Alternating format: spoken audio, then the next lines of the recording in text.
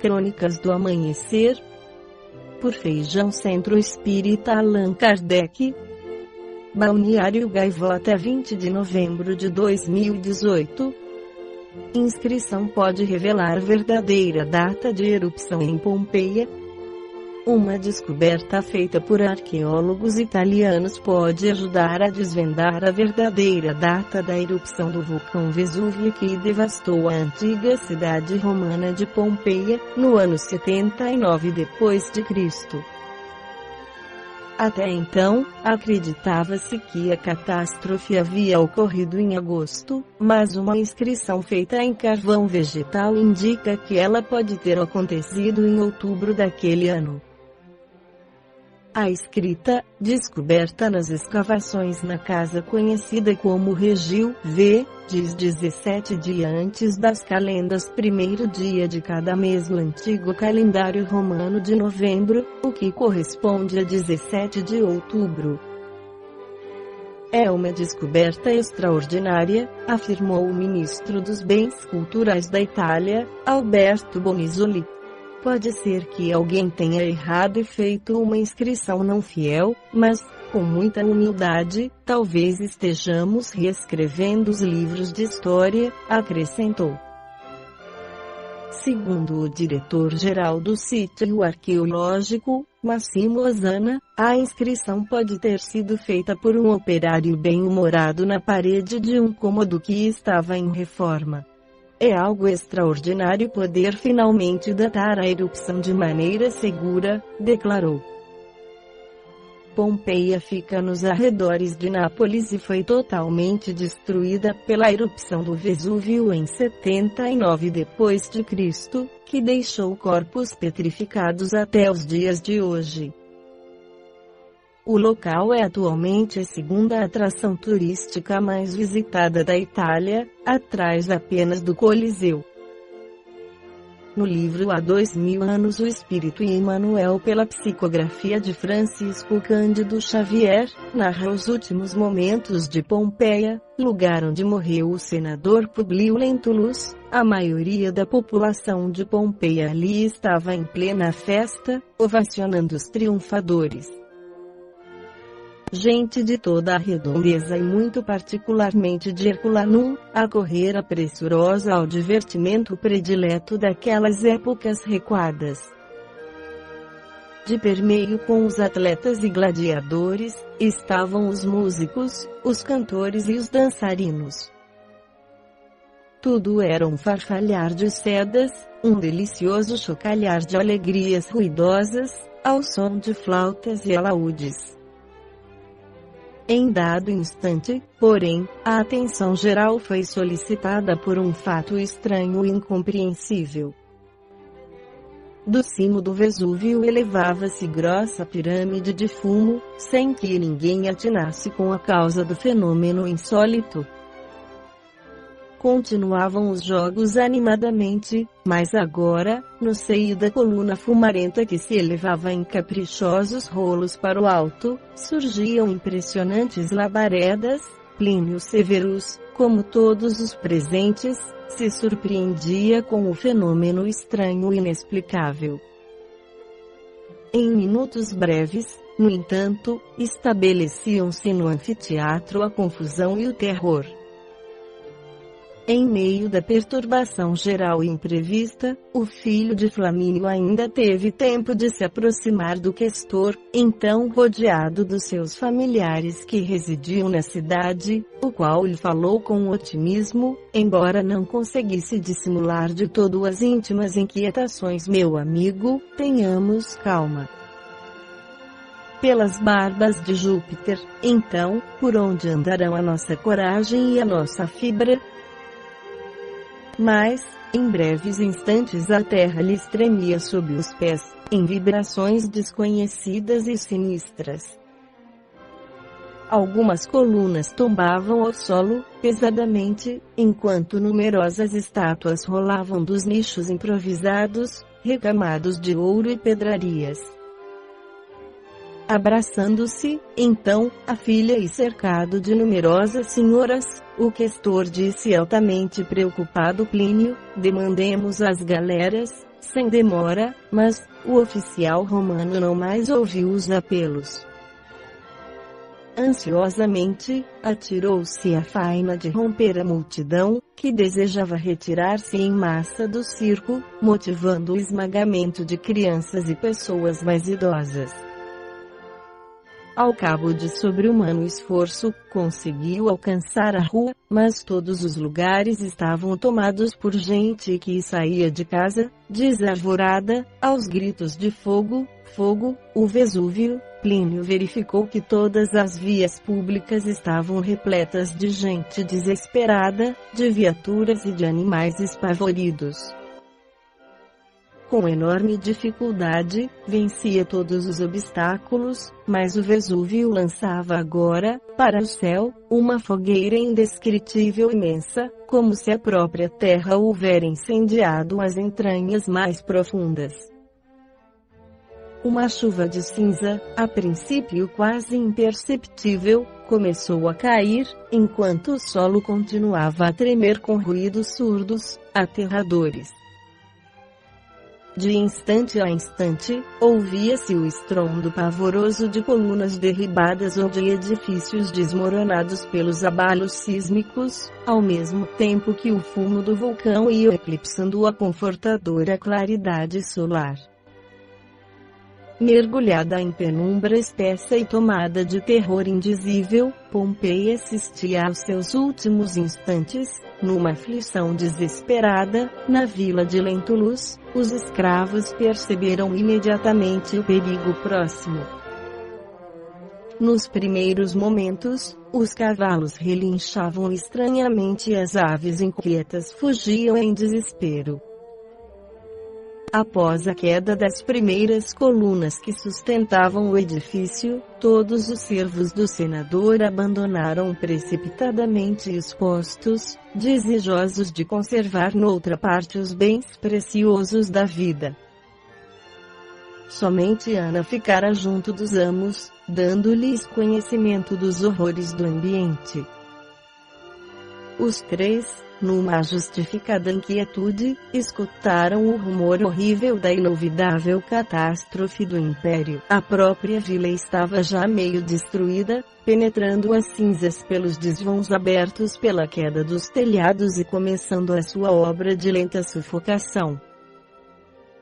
Ansiavam todos pelo regresso imediato de Plínio, a fim de resolverem as providências a adotar, mas o velho senador, cujo coração não se iludia nos seus amargurados pressentimentos, exclamou em tom quase resignado: Ana, traze a cruz de Simeão e vamos à prece que te foi ensinada pelos discípulos do Messias. Diz-me o coração que é chegado o fim da nossa romagem pela terra. Enquanto a serva buscava apressadamente a relíquia do ancião de Samaria, afrontando o perigo das paredes oscilantes, Públio Lentulus ouvia o surdo rumor da terra dilacerada e os gritos apavorantes e sinistros do povo, misturados ao barulho tremendo do vulcão que, transformado em fornalha imensa e indescritível, enchia toda a cidade de cinzas e lavas ferventes. Lembrou-se, então, o senador, das afirmativas do Cristo nos dias idos da Galileia, quando lhe asseverava que toda a grandeza romana era bem miserável e num minuto breve poderia o império ser reduzido a um punhado de pó.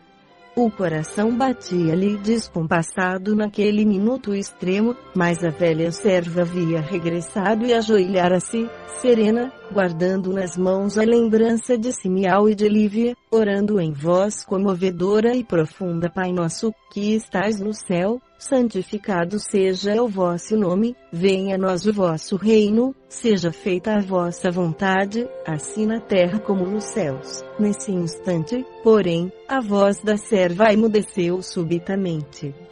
Enquanto seu corpo rolava sob novos escombros, sentindo-se ela amparada, espiritualmente, pelo venerável samaritano que a conduziu, imediatamente, às mais elevadas esferas espirituais, tal a natureza do seu coração iluminado nas dores e testemunhos mais angustiosos do aprendizado terrestre.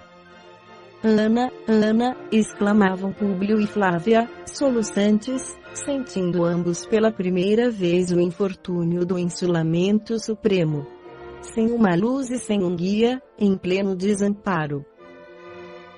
Alguém, contudo, rompera todos os destroços e chegava, rápido, até aquela câmara interior, e, abraçando Públio e sua filha, gritava em voz opressa: Flávia, meu pai, aqui estou. Plínio chegava, afinal, para o instante derradeiro. Flávia lento lhe apertou-o carinhosamente nos braços, enquanto o velho senador semi-esficheado tomava as mãos do filho, abraçando-se os três num amplexo derradeiro. Flávia e Plínio quiseram falar, mas grossa camada de cinzas penetrava o interior, pelas fendas enormes da vila meio destruída, mais um extremissal do solo e as colunas que ainda restavam de pé se abateram sobre os três, roubando-lhes as últimas energias e fazendo-os cair assim, enlaçados para sempre, sob um montão de escombros, naquelas sombras espessas. Todavia, pairavam criaturas aladas e leves, em atitudes de prece, ou confortando ativamente o coração abatido dos míseros condenados à destruição. Sobre os três corpos soterrados permanecia a entidade radiosa de Lívia, junto de numerosos companheiros que cooperavam, com devotamento e precisão, nos serviços de desprendimento total dos moribundos. Pousando as mãos luminosas e puras na fronte abatida do companheiro exausto e agonizante, Lívia elevou os olhos ao firmamento enegrecido e orou com a suavidade da sua fé e dos seus sentimentos diamantinos. Jesus, meigo e divino mestre, esta hora angustiosa é bem um símbolo dos nossos erros e crimes, através de avatares tenebrosos, mas, vós, Senhor, sois toda a esperança, toda a sabedoria e toda a misericórdia. Abençoai nossos espíritos neste momento ríspido e doloroso, suavizai os tormentos da alma gêmea da minha, concedendo-lhe neste instante o alvará da liberdade, aliviai, magnânimo Salvador do mundo, todas as suas mágoas pungentes, suas desoladoras amarguras, concedei-lhe repouso ao coração angustiado e dolorido, antes do seu novo regresso à trama escura das reencarnações no planeta do exílio e das lágrimas dolorosas. Ele já não é mais, Senhor, o vaidoso déspota de outrora, mas um coração inclinado ao bem e à circunflexo piedade pregados pela vossa doutrina de amor e redenção, sob o peso das provações amargas e remissoras, seus pendores se espiritualizaram a caminho da vossa verdade e da vossa vida, e, enquanto Lívia orava, o senador abraçado aos filhos, já cadáveres, desferia o último gemido, com pesada lágrima a lhe cintilar nos olhos mortos. Numerosas legiões de seres espirituais olitaram por vários dias, nos céus caliginosos e tristes de Pompeia. Ao cabo de longas perturbações, Públio Lentulus e filhos despertaram, ali mesmo, sobre o túmulo nevoento da cidade morta. Em vão o senador invocou a presença de Ana ou de algum outro servo, na penosa ilusão da vida material, persistindo em seu organismo psíquico as impressões da cegueira material, que representaram o longo suplício dos seus anos derradeiros, na indumenta da carne. Contudo, após as primeiras lamentações, ouviu uma voz que lhe dizia brandamente: Públio, meu amigo, não apeles mais para os recursos do planeta terreno, porque todos os teus poderes terminaram com os teus despojos, na face escura e triste da terra. Apela para Deus Todo-Poderoso, cuja misericórdia e sabedoria nos são dadas pelo amor do seu Cordeiro, que é Jesus Cristo. Públio Lentulus não chegou a lobrigar o interlocutor, mas identificou a voz de Flamínio Severus, desabafando, então, numa torrente de preces e de lágrimas fervorosas. Embora as dedicações constantes de Lívia, havia já alguns dias que seu espírito se encontrava preso de pesadelos angustiosos, nos primeiros instantes da vida do além, assistido, porém, continuamente por Flamínio e outros companheiros abnegados, que o aguardavam no plano espiritual. Contudo, depois daquelas súplicas sinceras que lhe fluíam do mais recôndito do coração, sentiu que seu mundo interior se desanuviara, junto dos filhos queridos, recobrou a visão e reconheceu os entes amados, com lágrimas de amor e reconhecimento, nos pórticos do além-túmulo. Ali se conservavam numerosas personagens desta história, como Flamínio, Calpurnia, Agripa, Pompílio Crasso, Emiliano Lucius e muitos outros, mas, em vão, os olhos angustiosos do senador procuravam alguém na assembleia afetuosa e amiga. Depois de todas as expansões de carinho e alegria, dirigiu-se-lhe Flamínio, intencionalmente. Estranhas a ausência de Lívia, dizia ele com o seu olhar complacente e generoso, mas não poderás vê-la, enquanto não conseguires despir, pela prece e pelos bons desejos, todas as impressões penosas e nocivas da terra. Ela se tem conservado junto ao teu coração, em rogativas sinceras e fervorosas pelo teu reerguimento, mas o nosso grupo ainda é de espíritos muito apegados ao orbe, esperávamos o regresso dos seus últimos componentes, ainda na Terra, para podermos, em conjunto, estabelecer novo roteiro às reencarnações vindouras.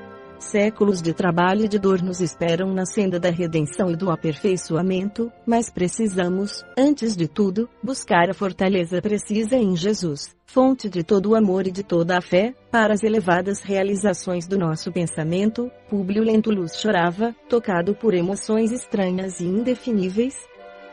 Meu amigo, continuou Flamínio, amoroso, pede a Jesus, por todos nós, a misericórdia dessa claridade de um novo dia.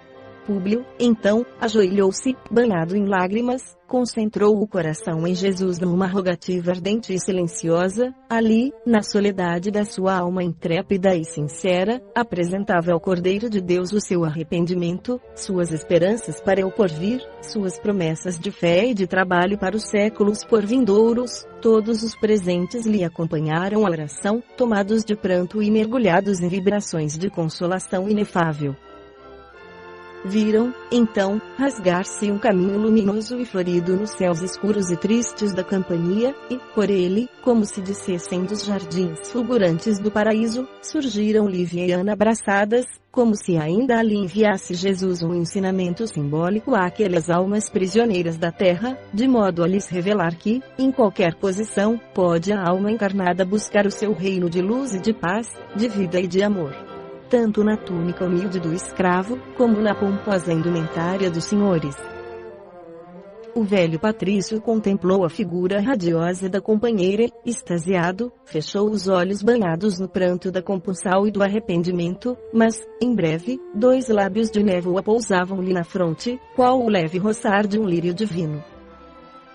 E, enquanto seu coração maravilhado se lavava nas lágrimas da alegria e do reconhecimento a Jesus, toda a caravana, ao impulso poderoso das preces fervorosas daquelas duas almas redimidas, elevava-se a esferas mais altas, para repouso e aprendizado, antes de novas etapas de regeneração e trabalhos purificadores, a lembrar um grupo maravilhoso de luminosas falenas do infinito. Esta foi a crônica do amanhecer de 20 de novembro de 2018, por Feijão Centro Espírita Allan Kardec.